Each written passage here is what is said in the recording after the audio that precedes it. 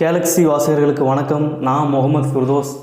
எனக்கு பேசுகிறதுக்கு வாய்ப்பளித்த கேலக்ஸி பதிப்பகத்துக்கு என்னோடய நன்றியை தெரிவிச்சுக்கிறேன். இந்த காணொலியில் எப்படியும் நான் புத்தகத்தை பற்றி தான் பேச போகிறேன். அது நாவலோ, சிறுகதையோ, கவிதையோ, வரலாறோ இல்லைனா விஞ்ஞானமோ இல்லை. நாம் ஏன் புத்தகம் வாசிக்கணுங்கிறத பற்றி தான் பேச போகிறேன். அதுக்காக நான் எடுத்த புத்தகம் என்னன்னு பார்த்திங்கன்னா, திரு செல்வேந்திரனோட வாசிப்பது எப்படிங்கிற புத்தகம்தான். புத்தகத்தோட தலைப்பு வாசிப்பது எப்படி இருந்தால் கூட இந்த புத்தகம் வாசிப்பது எதற்காகங்கிறத பற்றி தான் பேசுது. எதுக்காக வாசிக்க போகிறோம்? பொழுதுபோகலன்னு வாசிப்போம், அப்படி தான் நீங்கள் நினைப்பீங்க. ஆனால் அதுதான் கிடையாது.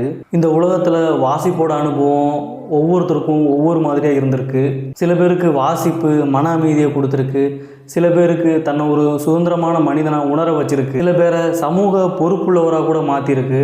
ஆக மொத்தம் வாசிப்புங்கிறது ஒரு மனுஷனை செதுக்கிற ஒரு விஷயமாக பார்க்கப்படுது. உலகத்திலேயே அதிகமாக வாசிக்கிற நாடு எதுன்னு பார்த்திங்கன்னா, இங்கிலாந்தோ, அமெரிக்காவோ, ஜப்பானோ, சீனாவோ இல்லை, நம்ம இந்தியா தான். ஒரு வாரத்துக்கு மட்டும் 10 மணி நேரம் 45 நிமிஷம் ஒரு சராசரி மனுஷன் வாசிக்கிறானா அப்படின்னு ஒரு சர்வதேச புள்ளி விவரமே சொல்லுது.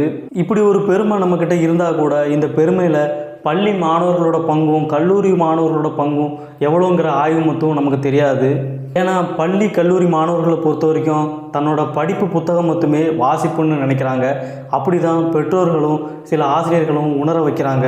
இன்றைக்கி இருக்கிற சூழலில் ஒரு மனுஷன் தன்னை மேம்படுத்தி கொள்ளாத வரைக்கும் எந்த ஒரு அமைப்புலையும் ஒரு சமூகத்திலையும் தன்னால் நீண்ட காலம் வரைக்கும் தாக்கு பிடிச்சி நிலச்சி நிற்க முடியாது. அப்படி ஒருத்தன் தன்னை மேம்படுத்தி கொள்ளணும்னா அவனுக்கு இருக்கிற ஒரே வழி வாசிப்பு தான். வாசிக்கணும்னா புத்தகம் வாங்கணும், புத்தகம் வாங்கணும்னா காசு கொடுத்து வாங்கணும்னு சில பேர் நினைப்பாங்க. அப்படி உங்களால் காசு கொடுத்து வாங்க முடியாட்டால் கூட நூலகம் இருக்குது, உங்களால் இலவசமாக கூட அங்கே புத்தகத்தை வாசிக்க முடியும். அப்புறமா இந்த புத்தகத்திலேயே திரு செல்வேந்திரன் நிறைய புத்தகத்தை பரிந்துரைக்கிறாரு. அது சம்மந்தமாக நீங்கள் வாசித்தா கூட உங்களுக்கான வாசிப்பு பழக்கம் எதுன்னு நீங்கள் தெரிஞ்சுக்கலாம். உதாரணத்துக்கு உங்களுக்கு பொருளாதாரத்தை பற்றி தெரியணும்னா Selvendran rich dad poor dad Robert கியோசாகியோட புக்கை வாசிக்க சொல்கிறாரு. இந்த புத்தகம் கூட தமிழில் இருக்குது. பணக்கார தந்தை ஏழை தந்தைன்னு உங்களுக்கு ஒரு நல்ல பழக்க வழக்கத்தை ஏற்படுத்தணும்னா 7 ஹேபிட்ஸ் ஆஃப் ஹைலி எஃபெக்டிவ் பீப்புள்னு ஒரு புத்தகத்தை வாசிக்க சொல்கிறாரு.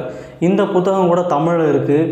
சிறந்த மனிதர்களின் 7 பழக்க வழக்கங்கள்னு இருக்குது. உங்களுக்கு வரலாறு தெரியணும், அதுவும் இந்திய வரலாறு தெரியணுமா, இந்திய வரலாறு காந்திக்கு பிறகு ராமச்சந்திரன் குஹா புக் இருக்குன்னு சொல்கிறாரு. உங்களுக்கு உலக வரலாறு தெரியணுமா, சேவியன்ஸ் யுவால் நோவா ஹராரி புத்தகம் இருக்குன்னு சொல்கிறாரு.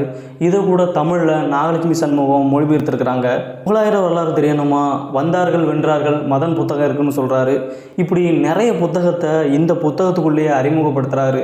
இந்த புத்தகத்தில் அவர் முக்கியமாக குறிப்பிட்டது என்னன்னு பார்த்தீங்கன்னா, இன்றைக்கி இருக்கிற பள்ளி மாணவர்கள்ட்டையும் கல்லூரி மாணவர்கள்ட்டையும் வாசிப்பு பழக்கம் ரொம்பவும் குறைஞ்சி போட்டுன்னு சொல்கிறது தான். நான் ஏன் இந்த புத்தகத்தை எடுத்தேன்னா, இந்த புத்தகம் வாசிக்க எளிதாக இருக்குது. வாசிக்க விருப்பம் உள்ளவங்க, வாசிக்கிறதுல ஆரம்ப கட்டத்தில் இருக்கிறவங்க கண்டிப்பாக வாசிக்க வேண்டிய ஒரு புத்தகம்னு சொல்லுவேன். இந்த புத்தகத்தை கமலஹாசன் பிக் பாஸ்லேயே அறிமுகம் பண்ணி வச்சார். சரி, நேரமாகிடுச்சு. ஓரளவு தெளிவாக பேசியிருப்பேன் நான் நினைக்கிறேன். கடைசியாக அந்த காணொலியை முடிக்கிறதுக்கு முன்னாடி ஒரே ஒரு வார்த்தையை மட்டும் சொல்லி முடிச்சிட்றேன். நீங்கள் ஒரு நல்ல வாசகனாக இருந்தால் யாரையும் வாசிக்க சொல்லாதீங்க, நீங்கள் வாசித்ததை சொல்லுங்கள். நன்றி.